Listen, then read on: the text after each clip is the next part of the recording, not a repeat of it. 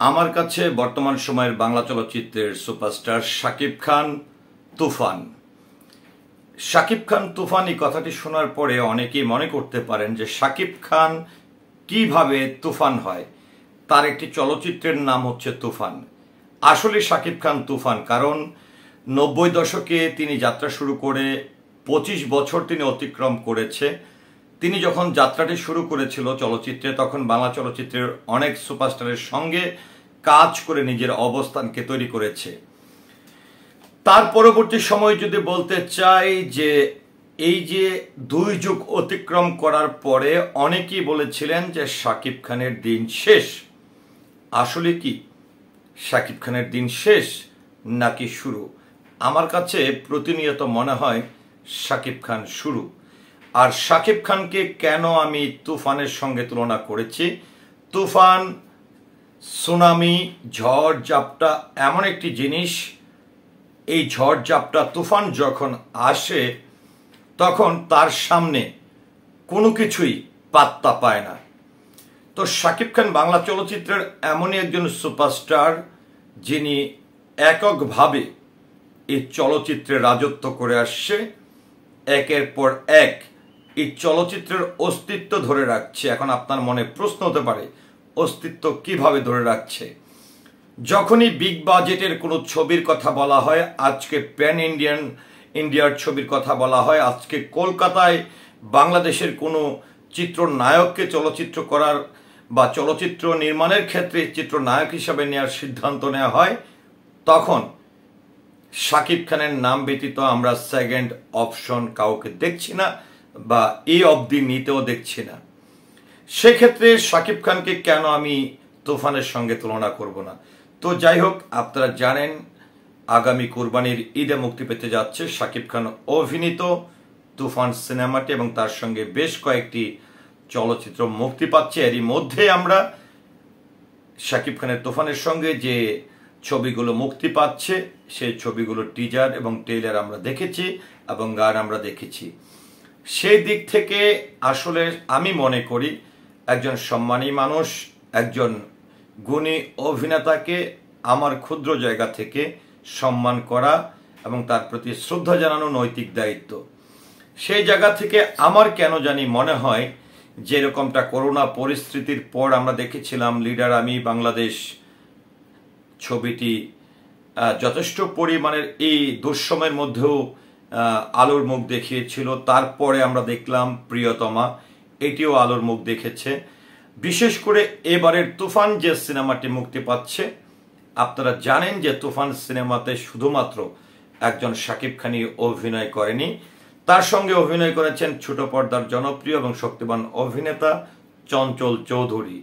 তো চঞ্চল চৌধুরীর মতন একজন গুণী অভিনেতা তুফানে কেন অভিনয় করেছে?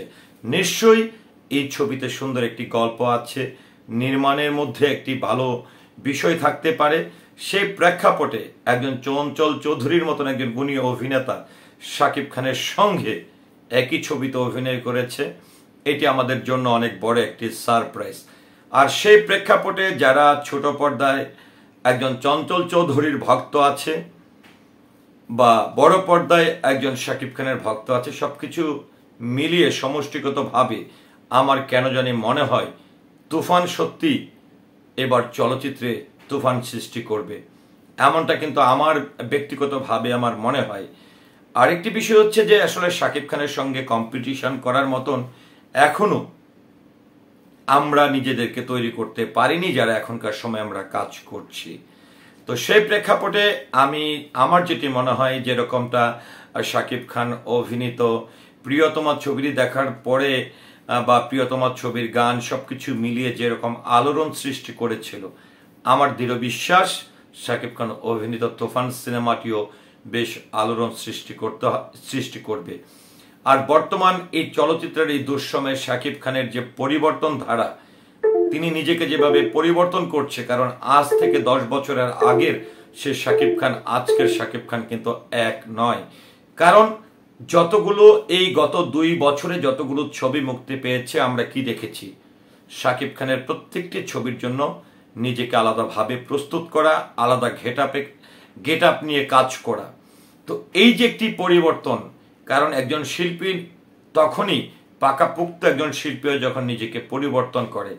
তো আমার মনে হয় বর্তমান প্রেক্ষাপটে 25 বছর অতিক্রম করা একজন চিত্রনায়ক শাকিব খান নিজেকে এই সময়ে এসে পরিবর্তন করে করে তিনি কাজ করছেন। আর দীর্ঘ অভিজ্ঞতার আলোকে তিনি নিশ্চয়ই এমন কোনো ভুল প্রোডাকশনে কাজ করবে না, ভুল চলচ্চিত্রে কাজ করবে না যে চলচ্চিত্রটি দর্শকদের কাছে গ্রহণযোগ্য হবে না।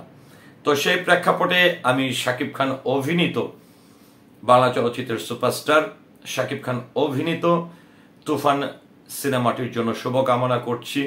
সারা দেশের চলচ্চিত্র প্রেমীদেরকে একটি কথাই বলবো, এখন তো আমাদের সেই তৎকালীন সময়ের মতন একই সঙ্গে চলচ্চিত্রে রাজত্ব করা একজন চিত্রনায়ক মান্না ভাই নেই, আমিন খান ভাই নেই, রুবেল ভাই নেই, এরকম অমিত হাসান ভাই নেই, যেরকম একই সঙ্গে অনেকগুলো জনপ্রিয় চিত্রনায়ক ছিল, সেটি কিন্তু নেই। সেই প্রেক্ষাপটে একজন শাকিব খান, যেখানে একের পর এক সিনেমা হল বন্ধ হয়ে যাচ্ছে, এমনকি সিনেমা থেকে মানুষ মুখ সরিয়ে নিচ্ছে, সেই প্রেক্ষাপটে সে শাকিব খানের যে প্রচেষ্টা নিজেকে পরিবর্তন করে আবারও মানুষকে হলমুখী করা, সেটাকে অবশ্যই আমি ব্যক্তিগতভাবে অ্যাপ্রিসিয়েট করছি। সেই সাথে ঈদে যেই ছবিগুলো মুক্তি পাবে চেষ্টা করবেন শাকিব খানের তুফান সিনেমাটি দেখার পাশাপাশি সেই ছবিগুলো দেখার জন্য।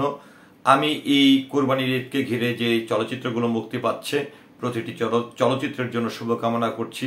বিশেষ করে শাকিব ভাইয়ের কাছে আমি আজকের এই ভিডিও চিত্রের মাধ্যমে রিকোয়েস্ট করব, শাকিব ভাই আপনি নিজেকে যেরকম পরিবর্তন করছেন, এই বাংলা চলচ্চিত্র বাঁচিয়ে রাখার দায়িত্ব আপনার, কারণ আপনি ছাড়া দ্বিতীয়ত সুপারস্টার আমার দৃষ্টিকোণ থেকে এখন বাংলা চলচ্চিত্রে নেই।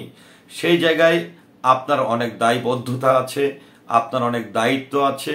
সেই দায়িত্বটি মাথায় রেখে অবশ্যই আপনার পরবর্তী প্রজন্মে আসলে কারা, আপনারা যখন থাকবেন না তখন পরবর্তী প্রজন্মে আসলে কারা কাজ করবে, সেই দিকে অবশ্যই আপনার সুদৃষ্টি কামনা করছি। তো আমি সর্বশেষ যেটি বলবো, আবারও বলবো, তুফান অর্থাৎ শাকিব খানের নামই হতে পারে তুফান, আর তুফানের সামনে এই ঝড়ঝাপটা সুনামির সামনে কোনো কিছু টিকবে না, এমনটাই মনে হয়। তো শাকিব খানের সঙ্গে আমরা অনেক চলচ্চিত্রই আসতে দেখেছি ইতিপূর্বে, অনেকেই অনেক ধরনের প্রচেষ্টা চালিয়েছে, কিন্তু শাকিব তার মেধা দিয়ে, শাকিব খান তার অভিজ্ঞতা দিয়ে, শাকিব খান তার অভিনয় পারদর্শিতা দিয়ে তিনি নিজের অবস্থানকে ধরে রেখেছে এবং সেটি যেন তিনি ধরে রাখতে পারেন এমনটাই আমি দোয়া করি। আর সারা দেশের চলচ্চিত্র প্রেমীদেরকে আমি আহ্বান করব, অবশ্যই আপনারা হলে যাবেন, বাংলা ছবি দেখবেন। সবাইকে ধন্যবাদ। আসসালামু আলাইকুম।